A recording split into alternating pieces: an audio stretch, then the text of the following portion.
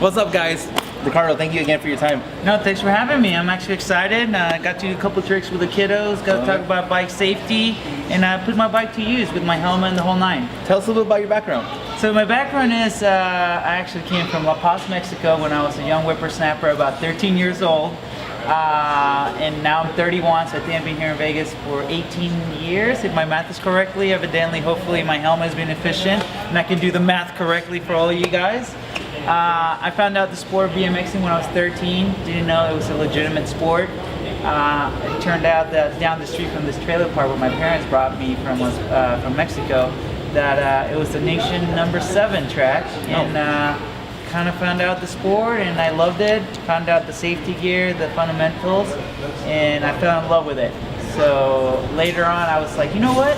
Freestyle's a lot funner. It is. Let's go and try the tricks. And sure enough, I ended up kind of getting good, and sponsors came my way, and I was fortunate enough that I got to travel the world, compete around all the big contests. And with this tour that I just got done doing, it was pretty wild because I used to be a PE teacher assistant in the Clark County School District, and me talking to the students saying that, hey, I used to be a PE teacher assistant, and now for me talking about being a bike rider and showing the bike safety, it kind of blended pretty well. And now teaming up with the NASCAR, it is a great thing. Just met Brandon and Jeff, you know, huge icons in their field, and with me with Action Sports, I think we did a good job. What would you think is, when you're speaking to, it even doesn't matter how old they are, and they ask you, what's the one thing you think that made the difference for you to be able to make it? Because I'm sure you had hard times, so you're like, I don't know if I want to do it, I'm going to quit, it's hard. Well, I'm the oddball out of that group, and probably one of the reasons why I got so fortunate that I had a reality TV show on MTV3. Back then we didn't have internet. Back then we didn't have all these public skate parks. So it's kind of like where my dad used to say, remember back in the day when I used to walk barefooted to school 20 miles, this and that? And we have, you know, the buses, this and that. So my story is, I didn't have those avenues.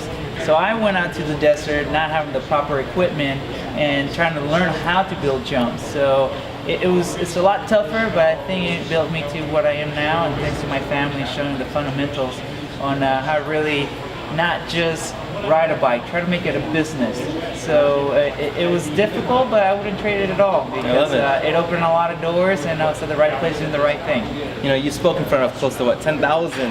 Yeah, students. We went through nearly 10 schools, about 1,000 each school. So what was your favorite part? You know, those kids that actually see me in the past and they said that they ride bikes and wear their helmet because of me.